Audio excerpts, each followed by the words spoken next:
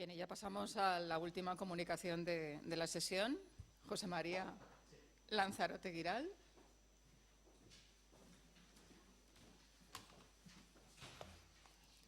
Buenas tardes. No tienes nada. Efectivamente, no tengo nada. Vale. No tengo PowerPoint, no sé si soy el único o casi, pero bueno, esta vez utilizaré la palabra únicamente.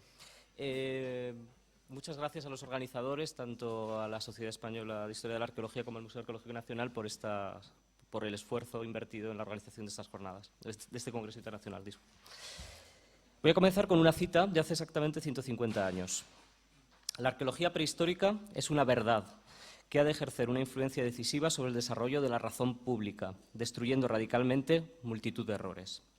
Estas palabras, salidas de la pluma de Francisco María Tubino, ponen de manifiesto la fe en el progreso de los primeros cultivadores de este nuevo campo del saber. Además, resumen la relevancia y la repercusión más allá de los círculos académicos que adquirió el estudio de la prehistoria en un periodo tan agitado en lo social, en lo político, en lo intelectual, como fueron los últimos años del reinado de Isabel II y el sexenio revolucionario. En este año mágico, si me permite la expresión, de 1867, Tubino creó una sección, Estudios sobre el hombre prehistórico, dentro de la revista que él dirigía, Revista de Bellas Artes Histórico-Arqueológica. En una serie de artículos, siempre en esta revista, Tubino saludó efusivamente la creación del nuevo museo, del Museo Arqueológico Nacional. Y además se comprometió con sus artículos, y cito sus palabras, a influir hasta el extremo que me sea posible en la opinión pública a fin de predisponerla en favor del pensamiento. Con esta palabra pensamiento se refiere en favor de la cultura, de la instrucción, de un proceso en el que el Museo Arqueológico Nacional estaba llamado a tener un papel muy importante. Como él mismo afirma, si por un lado el museo ofrece ancho campo para el honesto recreo de los sentidos, no es menor el que presenta a la laboriosidad del estudioso. El artista, el literato, el hombre de ciencia tienen mucho que aprender allí. La justificación del nuevo museo se sitúa, por tanto, entre la estética, recreo de los sentidos, y la ciencia, entre la presentación de las antigüedades nacionales, esos objetos que hablan de la evolución artística y técnica de las sociedades que se sucedieron en el suelo patrio, entre las antigüedades nacionales y cuestiones de actualidad, y en particular una cuestión que se debatía en ese momento, que es el lugar de la humanidad de la naturaleza. En efecto, la creación del MAN coincidió con un momento álgido de los debates sobre la antigüedad del hombre, que estaban marcados por las teorías de Darwin y de forma más general sobre el materialismo, sobre la corriente filosófica. A partir de octubre de 1868, estas cuestiones se debatieron en un contexto de libertad de prensa y de opinión que fomentó el nuevo gobierno surgido de la Revolución.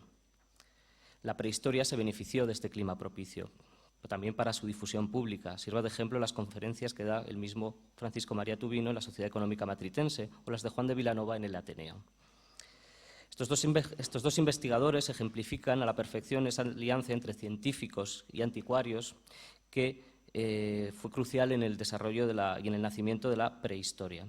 Estos investigadores eran miembros destacados de instituciones de nuevo cuño, es el caso de Vilanova, la Sociedad Española de Historia Natural, o Tubino, secretario de la Sociedad Antropológica Española, en cuyos estatutos se consideraba el estudio de la prehistoria un objetivo fundamental. Además, como extensión de esta labor pública, ambos, tanto Tubino como Vilanova, contribuyeron a la formación de las colecciones de esta nueva institución, del Museo Arqueológico Nacional, donando materiales procedentes de sus labores de exploración de sitios arqueológicos. Y además tuvieron un papel muy destacado en el primer número de la revista creada en estrecha relación con este museo, el Museo Español de Antigüedades. Por su importancia para el tema que nos ocupa y por su relación con la formación de las colecciones del Museo Arqueológico Nacional, quiero detenerme en una publicación, la única obra firmada conjuntamente por ambos, por el tándem Vilanova-Tubino. Me refiero a la memoria del viaje científico a Dinamarca y Suecia con motivo del Congreso Internacional celebrado en Copenhague de 1869. Esta obra se publicó en 1871 con apoyo del Gobierno. Se trata de una obra de carácter científico, pero concebida para ser leída más allá de los círculos académicos y, como veremos, contiene tanto información científica como reflexiones de actualidad política. Les doy un ejemplo. En un momento dado escriben: Suecia es un país realmente culto y libre, donde los súbditos han desaparecido para transformarse en ciudadanos. O más adelante añaden: allí el régimen constitucional es una verdad y los que mandan piensan no en su propio medro del verbo medrar, sino en el porvenir y grandeza de la paz. No en su propio medro, sino en el porvenir y grandeza de la patria. En el verano de 1869, Ambos investigadores habían participado en el Congreso Internacional de Antropología y Arqueología Prehistóricas de Copenhague. Realizaron este viaje, como ellos mismos escriben, por el amor a la ciencia y el patriotismo. Y este viaje les sirvió para visitar una serie de museos de historia natural y de antigüedades, tomar ejemplo de ellos, y también para entrar en contacto directo con los especialistas europeos en este campo. Esta memoria, publicada en el 71, tiene una larga introducción en la que se establece una historia de la arqueología en la que los pioneros son admirados y homenajeados. De esta manera, sus autores participan de un empeño de reconstruir la historia de la ciencia en España que guía similares esfuerzos en el seno de instituciones como la ya citada Sociedad Española de Historia Natural. Una parte de este texto, de la introducción, fue publicado sin apenas cambios por Tubino en su artículo Historia y Progresos de la Arqueología Prehistórica, que inaugura el primer número del Museo Español de Antigüedades.